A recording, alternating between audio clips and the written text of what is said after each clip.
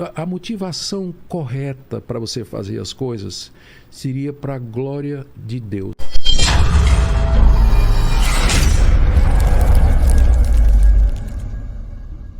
Categorias de religião. Uma em que o ser humano ele tenta a religação com a divindade pelo seu próprio mérito e esforço. Eu faço, eu mereço, eu ofereço. Boas ações. Tudo. Isso aí.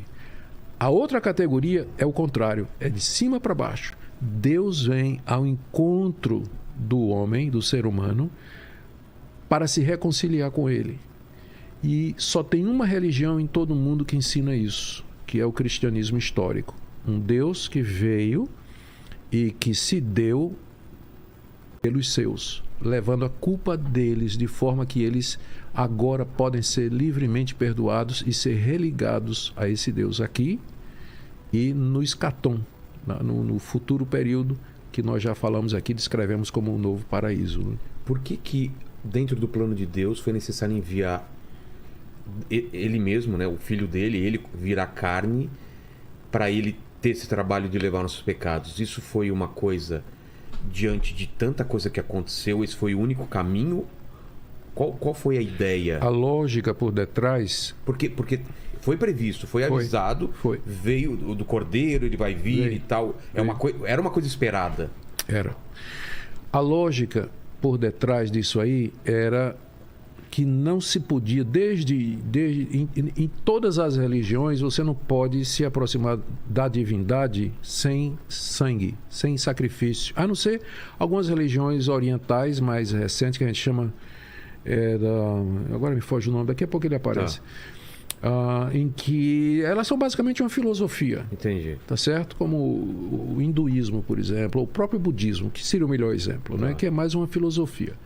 Mas nas religiões antigas da Mesopotâmia, do Egito, as religiões que vinham da Frísia, as religiões gregas que tinham altares para você oferecer sacrifícios, a própria religião romana que adorava o imperador, todas elas exigiam sacrifícios. Mesoamericanas. Tudo. Se for nos índios, você tem sempre que ter sangue.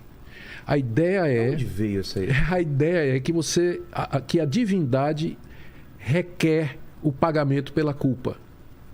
Então, no caso de todas as religiões, você oferece o pagamento pela culpa. Você traz o seu melhor animal, você traz tal, sacrifícios humanos, exatamente, isso tudo. O inimigo, o escravo. No cristianismo foi o contrário. Deus, como João Batista diz quando viu Jesus, eis o Cordeiro de Deus que tira o pecado do mundo.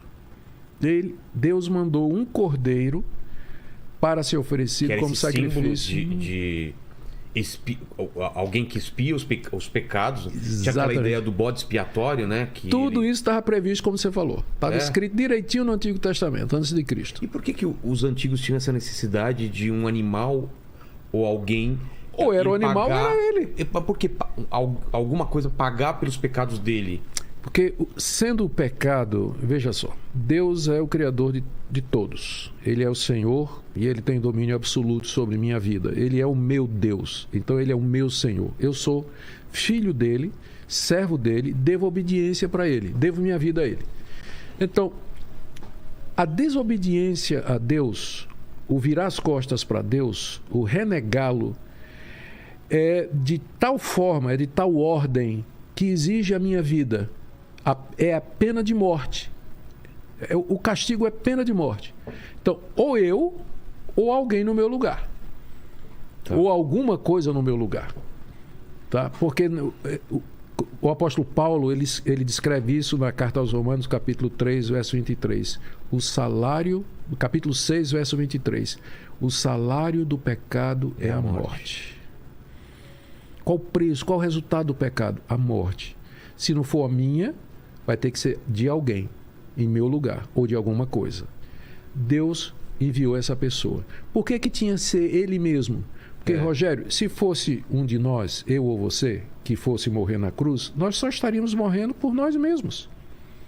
Então era preciso alguém que não tinha pecado para que a morte dele pudesse ter efeito perdoador para milhões de pessoas, porque Se fosse qualquer outro membro da raça humana, ele só estaria morrendo por ele mesmo, porque ele é pecador.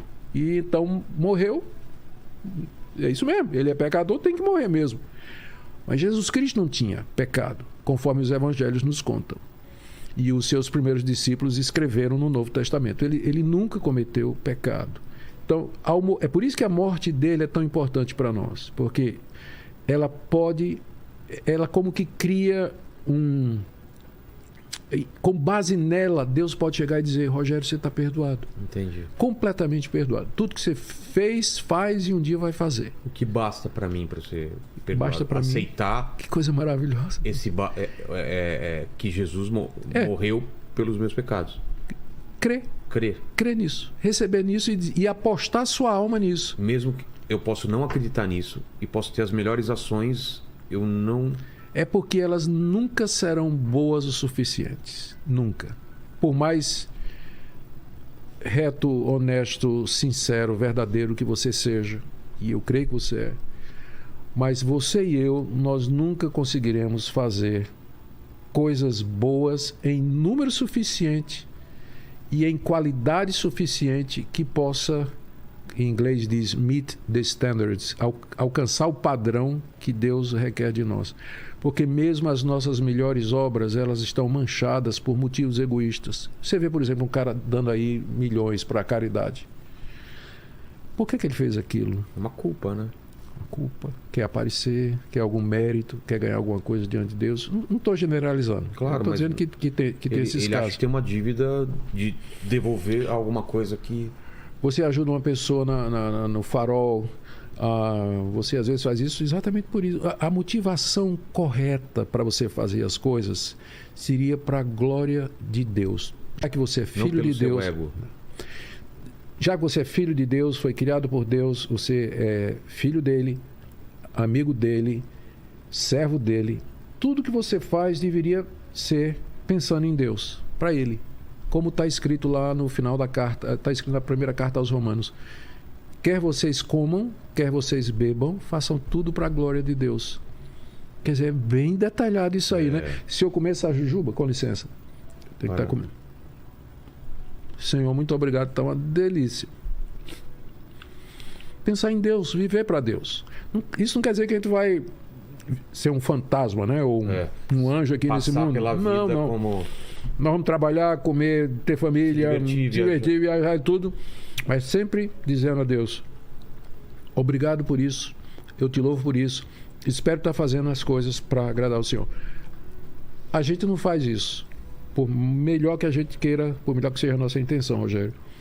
E o resultado é que nunca a gente vai fazer obras com qualidade e número suficiente para merecer o perdão de pecados. Daí eu preciso de Jesus. Sem Jesus eu não tenho esperança de perdão. O que é mais importante? É quando ele morre na cruz ou quando ele ressuscita? Um não vale sem o outro. Os dois são importantíssimos. Um não vale sem o outro. Se ele tivesse morrido e não tinha ressuscitado, era um homem qualquer que tinha morrido. Exato. Se ele não tivesse morto e tivesse ascendido ao céu sem passar pela morte humana, ficou faltando o sacrifício pelo pecado. Tá. As duas coisas andam juntas, não podem ser separadas, não pode. Por isso que para nós é tão importante, para os cristãos que creem nisso, é tão importante não somente a morte dele na cruz, mas o túmulo vazio e o testemunho daquelas centenas de pessoas de que viram, andaram com ele.